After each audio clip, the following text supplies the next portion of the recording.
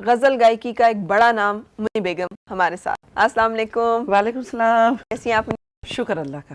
اچھا مجھے یہ بتائیے اتنا عرصے کہاں آپ غائب ہو گئیں, کہاں چلی گئیں؟ ہاں ملی نہیں. میں امریکہ میں رہتی ہوں تقریباً پچھلے 9 سال سے, اور اب میں وہیں کی باشندہ ہوں. اچھا, جو لوگ آپ کو جانتے ہیں انہیں آپ کے بارے میں بتانے کی کوئی ضرورت نہیں, آپ نے کیا گایا ہوا ہے, کیا کیا ہوا ہے, کب سے شروع کیا ہوا ہے. مجھے اچھی طرح سے یاد ہے میری اماں آپ کی جب غزلیں آپ گایا کرتی تھی, لمبے لمبے بال ہوتے تھے اس وقت آپ کے بلیک کلر کے, اور وہ آنسو آ جایا کرتے تھے ان کی آنکھوں میں, جس طرح سے آپ ذرا وہ شروع سے سادگی کے ساتھ یہ انداز جو ہے اپنایا. میرا تعلق جو ہے نا سابق مشرقی پاکستان ڈھاکے سے ہے. اچھا. تو میں کیونکہ وہاں سے ہجرت کر کے 71 میں آ گئی تھی کراچی, تو وہاں آنے کے بعد میں پروگرام سنتی تھی. اب بہت سارے اتنے بڑے بڑے فنکار, خیر پاکستان تو فنکاروں کا شہر کہلایا جاتا تھا اس وقت بھی اور آج بھی. تو اقبال بانو, فریدہ خانہ, مہدی حسن صاحب اور احمد رشدی صاحب, یہ لوگ اتنے بڑے بڑے فنکار ہوتے تھے. اور ان کی مطلب کچھ ایک آدھ میں نے پروگرام دیکھا تھا, تو میں کہتی تھی کہ میں تھوڑا ہٹ کے کچھ گاؤں گی, کیونکہ میں اتنی کلاسیکل میں گانا نہیں چاہتی تھی. تو پھر میں نے اپنا ایک الگ انداز نکالا کہ ہارمونیم بجا کے میں بہت آسان اردو اور آسان طریقے سے پھر غزلیں گانی شروع کی. اچھا, تو یہ سادگی جو ہے آپ کی طبیعت میں بھی ہے, یہ آپ کے رویے میں بھی نظر آتی ہے. بہت سارے لوگوں سے جب ملتے ہیں تو اندازہ ہو جاتا ہے نا فوراً شخصیت کا. بہت شکریہ, مہربانی. اتنی سادگی کو قائم رکھنا, اتنے اس کے ساتھ, جبکہ ایک دم سے بگ ہٹ تھا 76 میں آپ کا پہلا جب کیسٹ ریلیز ہوا تو دھومیں تھیں آپ کے گانے غزلیں, اسی وقت سے پہلے دن سے ہی ایک دم سے ہٹ ہو گیا. تو وہ شہرت کا نشہ انسان کو تھوڑا مغرور تو نہیں, میرے ساتھ ایسا کچھ تھا نہیں, کیونکہ میرے دماغ میں شہرت کا تو کوئی نشہ نہیں تھا, اپنی فیملی کو سنبھالنے کا نشہ بہت زیادہ تھا. اس لیے شاید یہ باتیں نہیں آئیں میرے ساتھ, اور اب بھی یہ باتیں نہیں, کیونکہ یہ باتیں انسان کو زیادہ دن تک قائم نہیں رکھتا ہے. فنکار کے لیے بہت ضروری ہے کہ بہت سادہ طبیعت کا رہے, سادگی رکھے. اور آپ جب بات کریے فیملی کو سنبھالنے والی, مطلب یہ تو بڑی مشکل نہیں رہا ہوگا مرحلہ؟ نہیں, کیونکہ بتایا نا کہ 71 میں جب میں آئی تھی نا, تو میرے ساتھ میرے سب بھائی بہن, میرے ماں باپ, ہم وہاں ریفیوجی کیمپ میں رہتے تھے. 5 سال تک ہم وہیں رہے, ریڈیو کا پروگرام کرتی تھی, اور کر کے مطلب وہاں سے ابھر کے نکلی. تو بہت تکلیف دہ زمانہ تو بہت دیکھا ہے. اسٹرگل بہت زیادہ, بہت محنت. تو اتنی محنت کرنے سے بعض اوقات آدمی تھوڑا مایوس بھی ہو جاتا ہے, کسی جگہ پہ وہ دل چھوڑ جاتا ہے, تھوڑی جگہ پہ حوصلہ امید تھوڑی ٹوٹتی ہے. ایسا آپ کے ساتھ نہیں ہوا؟ میرے ساتھ ہوا تھا, کیونکہ میں جب 71 میں آئی, پھر ریڈیو پاکستان گئی, وہاں میں نے آڈیشن دیا, پھر وہاں میں نے ایک پہلا قومی نغمہ گایا, یہ اپنی زمین اپنا وطن سورج کی طرح روشن روشن, جو بہت اس زمانے میں ریڈیو کا سب سے مقبول قومی نغمہ تھا. اس کے بعد پھر میں ٹی وی میں گئی, لیکن ٹی وی کا ایسا رویہ میرے ساتھ اچھا نہیں تھا, تو میں پھر 77 تک ٹی وی کا رخ ہی نہیں. تھوڑی سا بددل ہوئی, لیکن نا امید نہیں تھی. پھر میں فنکشنوں میں جانے لگی. اس وقت وہاں کے آرگنائزر جو پروگرام آرگنائز کرتے تھے, منظور جمال اور شفقت دارا, اور 2-3 اور بھی نام ہیں, نفیس نجمی, یہ لوگ آرگنائز کرتے تھے, یہ ہم کو لے جاتے تھے پروگراموں میں. تو پروگرام میں جانے سے جو مطلب لوگوں کی جو مطلب وہ جو تھا, میں دیکھتی تھی کہ کس طریقے سے وہ مجھے حیرانگی کی نگاہ سے دیکھتے تھے اور سنتے تھے, کیونکہ میں پہلی پاکستانی فنکارہ تھی جو ہارمونیم بجا کے گاتی تھی. تو ایک تو وہ چیز بھی ان کے لیے بہت نیا تھا, پھر جو میرا گانے کا انداز تھا وہ بہت نیا تھا. پھر اس زمانے میں مطلب اتنے بڑے بڑے, کہتے ہیں نا ایک سمندر کے بیچ میں ایک تنکا جیسا حساب تھا میرا, کہ میں مطلب اقبال بانو, فریدہ خانم اور مہدی حسن صاحب, ان کے سامنے میں کچھ بھی نہیں تھی. ان کے سامنے گانے کی ہمت کر لینا, یہی میرے لیے بہت بڑی بات تھی. تو پھر یہ سارے مرحلے میں کبھی احساس تھا, یہ اندازہ تھا کہ میں ایک دم سے اتنا سراہی جاؤں گی, اتنا چاہی جاؤں گی, نہیں, آپ کو میں کیا بتاؤں کہ 76 میں میرا پہلا والیوم نکلا تھا, جس پہ ایک بار مسکرا دو اور اے میرے ہمنشیں, یہ مریض محبت, بہت ساری غزلیں تھیں. جب یہ پہلا میرا ایل پی نکلا, اس زمانے میں نا لانگ پلے ہوتا تھا, جب یہ پہلا نکلا تو مجھے پتا تھا کہ بہت لوگ سنتے ہیں, لیکن مجھے اس چیز کا کوئی احساس نہیں تھا کہ میں ایک آرٹسٹ بن گئی ہوں, کچھ بھی نہیں. بس ایسے خوش ہوتی تھی کہ سنتی تھی. ایک اس زمانے میں ریڈیو پاکستان کا جو پروگرام چلتا تھا 9 بجے بند ہو جاتا تھا, پھر 11 یا 12 بجے کھلتا تھا, تو 9 بجے کے بعد سے جو ہے نا وہ صرف میرے ہی ایل پی بجتا رہتا تھا. ہاں, لیکن میں خوش ہوتی تھی, وہ دماغ میں کوئی وہ نہیں تھا. صحیح. میں نے آپ کو منی بیگم کہلانا, مطلب یہ نام کیوں پڑا, کیسے پڑا؟ میں ڈھاکے میں اسکول میں پڑھتی تھی, اچھا, شاہین اسکول میں. تو وہاں اسکول کے طرف سے ہم لوگوں کا مطلب ایسٹ پاکستان ایڈوکیشن ویک منایا جاتا تھا ہر سال, اچھا, جو آج بھی وہاں منایا جاتا ہے, لیکن نام چینج ہو گیا بہرحال. تو اس پہ میں اپنے اسکول کی طرف سے حصہ لیا. میں نے اپنے پرنسپل سے کہا تھا کہ سر میں اس پہ گانا چاہتی ہوں اور مجھے گانا ہے. کہنے کہ کیا گاؤ گی تم بیٹا؟ تو میں نے کہا سر میں غزل گاؤں گی اور بنگالی گانا گاؤں گی اور ایک میں وہ نعت پڑھوں گی. کہنے کہ ٹھیک ہے بیٹا آپ نام لکھوا دیجئے. اور میں نے ان تینوں چیزوں میں حصہ لیا تو میں فرسٹ آئی تینوں میں. تو میرے پرنسپل جو تھے اس وقت میں چھوٹی سی تھی, 8 سال کی یا 7 سال کی تھی.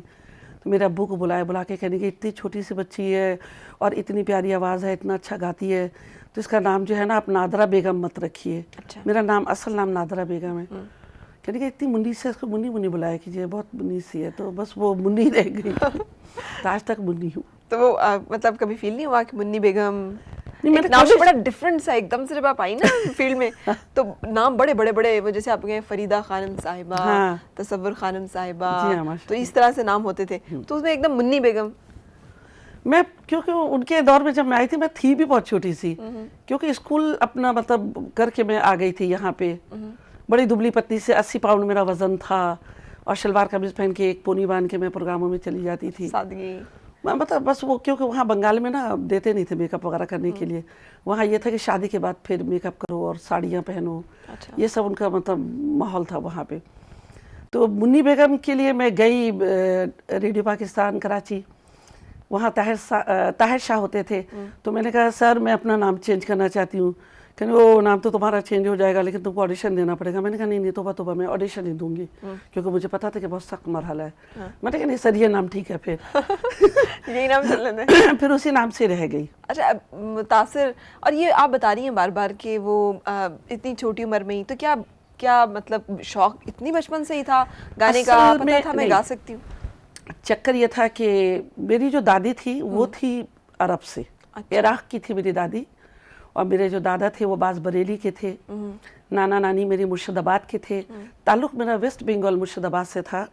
میری دادی بہت اچھا مجلس پڑھتی تھی محرم میں, نواں مرثیہ بہت اچھا پڑھتی تھی. تو ان سے ابا بہت اچھا پڑھتے تھے میرے. ابا میرے جاتے تھے وہاں لکھنؤ سب جگہ امام بارگاہ میں نواں مرثیہ پڑھنے کے لیے, ان کو باقاعدہ بلایا جاتا تھا. تو ابا سے میں نے نواں مرثیہ سیکھا, تو اس کی وجہ سے آواز تو میرا اچھا ہو گیا تھا, پالش ہو گئی تھی. لیکن جو میوزک تھا نا, میوزک کے لیے پھر میں نے الگ سے استاد کے پاس ابا ہم کو لے کے گئے. شروع میں تو تھوڑا یہ تھا کہ نہیں سید ہے, اس کو گانا سکھاؤ گے اور اچھا نہیں ہے. میری پھوپھی کہتی تھی میرے ابا کو کہ تم کو بہت گناہ ہوگا اور تم کو اللہ بہت اس بات کا سزا دیں گے کہ تم نے سید کی بیٹی کو گانا سکھایا. لیکن بہرحال یہ سب تو پرانی باتیں تھیں. ابا کہتے تھے جو ہوگا دیکھا جائے گا, کیونکہ ابا میرے اس وقت بہت بیمار ہو گئے تھے. ان کو ٹی بی ہو گیا تھا اور ڈاکٹر نے کہا تھا کہ 3 مہینہ ہی بچیں گے. تو میرا ابا چاہتے تھے کہ میں بہت اچھی آرٹسٹ بن کے استاد بن جاؤں, کہ میں گانا سکھاؤں, ٹیچر بنوں. لیکن بہرحال قسمت کو کچھ اور منظور تھا. اور ابا بھی میرے کافی دن تک ماشاءاللہ زندہ رہے. یہاں پہ 1980 میں آ کے ان کا انتقال ہوا. بس ان کی ایک ہی خواہش تھی کہ میری بچی بہت بڑی آرٹسٹ بن جائے, اور وہ خواہش انہوں نے اپنی آنکھوں سے پوری ہوتی دیکھی. یہ میرے زندگی کا سب سے مطلب خوبصورت وہ بات تھا کہ جو چیز وہ چاہتے تھے کہ میری بیٹی کے پاس گھر ہو, گاڑی ہو, بہت شہرت ہو, تو یہ سب چیز انہوں نے دیکھا. واو, کتنا اچھا فیل ہوتا ہوگا آپ کو. اچھا اگر میں آپ سے ساتھ ساتھ فرمائشیں کرتی چلوں غزلوں کی, کیونکہ جو لوگ دیکھے ہوئے ہیں میری طرح دل بھی ڈائنگ کہ ہم سنیں جلدی سے کچھ سنیں, ہم اتنی عرصے سے آواز آپ کی جو ہے وہ صرف کیسٹس پہ سن رہے ہیں, لائیو کچھ تھوڑا سا ہمیں سنائیں گے مریض محبت سے, اگر میں ریکویسٹ کروں.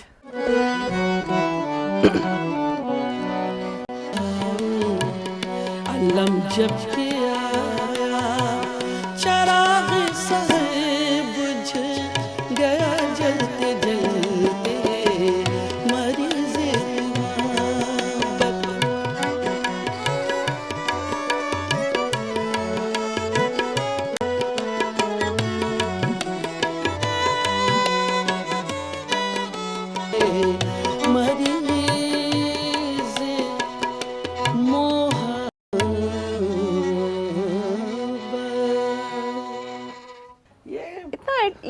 اتنا سادہ, اتنا نارملی آپ سر کو گلے سے لگاتی ہیں کہ پتہ ہی نہیں لگتا کہ سر اور آپ کس وقت ملے اور کس وقت سر مجھے لگاتا ہے گلے, میں نہیں لگاتی ہوں. اچھا, بس یہ اللہ کا بہت بہت رحم ہے میرے پر.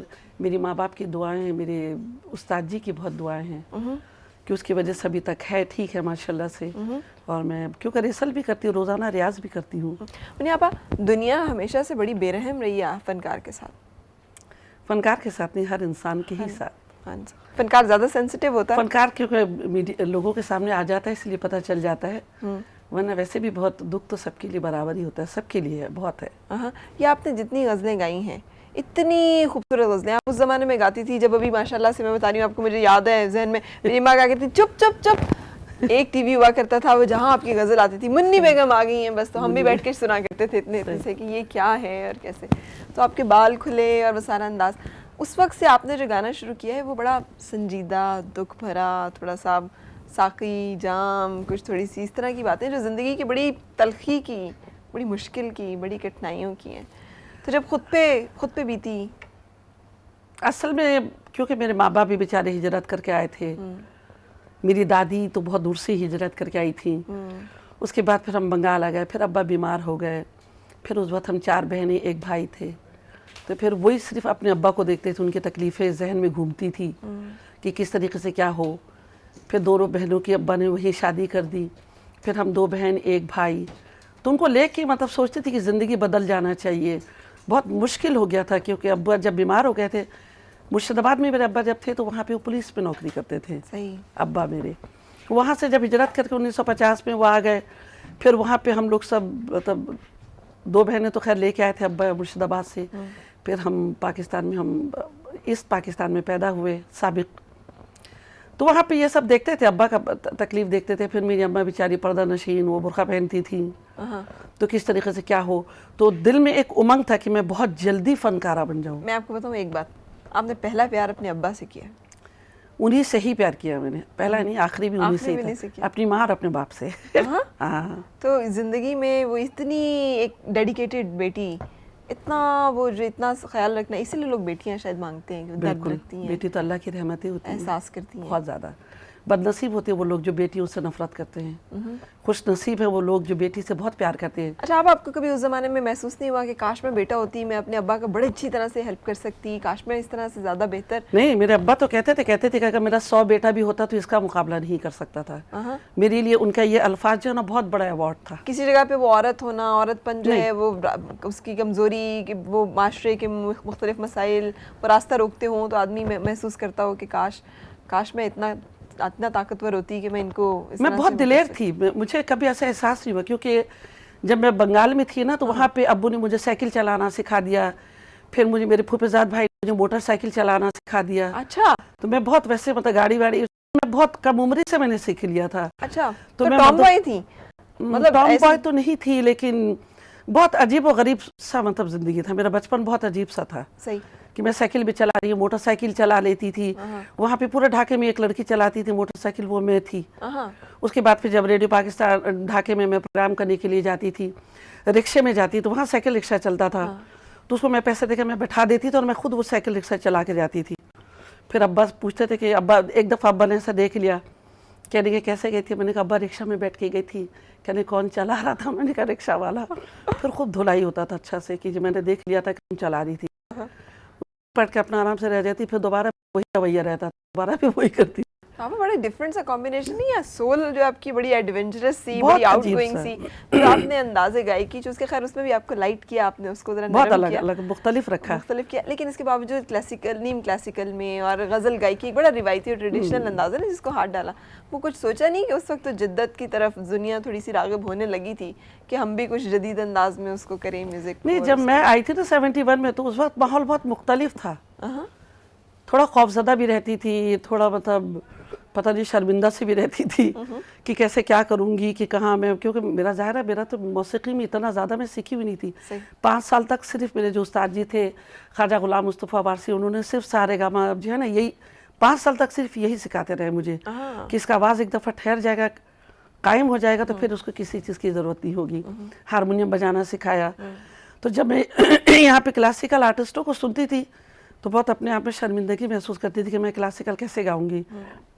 हिम्मत करती तो गा सकती थी, लेकिन फिर मैंने कहा कि नहीं, इतने बड़े बड़े आर्टिस्ट हैं, ये लोग बहुत अच्छा गाते हैं, मैं थोड़ा इनसे हट के, बेशक मैं बुरा ही गा लूँ लेकिन मैं इनसे हट के गाऊंगी। अच्छा, ये बहुत बड़ी सोच है, क्योंकि लोग तकलीद करना, फॉलो करना बड़ा आसान समझते हैं, बस वो गा रहे हैं, हाँ, बस इसी तरह का मैं भी गाती हूँ, इसी तरह का मैं भी चलती। फिर मैं कहते ना वो हाथ ऐसे करके जो गाते हैं, मुझे वो भी नहीं, अजीब सा, मैं बहुत उस पर भी मुझे शर्म आता था कि मैं कैसे, फिर मैं बातें नहीं करती थी کہ کوئی ایسا مطلب جیسا بھی آپ کا شو آ رہا ہے نا، ایسا 2-3 شو میں مجھے بلایا گیا، میں نے بالکل باتیں نہیں کی، کیونکہ اس وقت تھوڑا میرا مؤنث مذکر کا چکر بہت تھا. خیر آج بھی ہے وہ، میرا سمجھ میں نہیں آتا ہے تو آئے گا جائے گا کر کے بات کر لیتی تھی. فیملی کی سپورٹ اور کوپریشن جو ہے، فیملی کی سپورٹ تو میرے ساتھ مطلب شروع میں تو تھوڑی نہیں تھی، کیونکہ ظاہر ہے مطلب سب ناپسند کرتے تھے، لیکن بعد میں مجھے بہت پسند مطلب بہت سپورٹ کیا میری بہنوں نے، میرے بھائی نے. اب تھوڑا سا جو ہے نا مطلب بہنیں تھوڑا سا مجھے پریشان کرتی ہیں. بڑی بہن چھوٹی بہن بہت تبلیغ کرتی ہے کہ مت گاؤ گانا، اچھا نہیں اب چھوڑ دو. تو میں کہتی باجی اگر اب میں چھوڑ بھی دوں گی تو پھر میں کیسے رہوں گی، کیسے کیا ہوگا. کہنے کہ نہیں اب تم حج کرو، زیارت کرو، جاؤ. میں نے کہا سب کروں گی لیکن گانا نہیں چھوڑوں گی. کہتی ہے کیوں، پھر فائدہ کیا؟ میں نے کہا بہت فائدہ ہے. میں نے کہا باجی میرا وہ سب بہت عبادت گزارا بہنیں میری، ساری بہنیں ماشاء اللہ شکر اللہ کا. تو 2 بہن میری جو ہے نا بیوہ ہے وہ میرے ساتھ رہتی ہے، ان کے 2 بچے، چھوٹی بہن کے 2 بچے ہیں، اور ایک میری چھوٹی بہن جو بہت اس کی طبیعت بہت خراب ہو گئی تھی، امریکہ میں نے اس کا علاج کرایا. وہ بھی میرے مطلب آس پاس ہی رہتی ہے سب بہنیں میری، اب بے انتہا پیار کرتی ہیں. تو میں اپنی بہنوں کے لیے اور اپنے مطلب جو میرا جو بھائی ہے میں یہی سمجھتی ہوں. لوگ کہتے ہیں نا مر جانے کے بعد جنت میں حور ملیں گے انسانوں کو، تو میں سمجھتی ہوں کہ شاید یہ میری دنیا کی حور ہے یہ سب.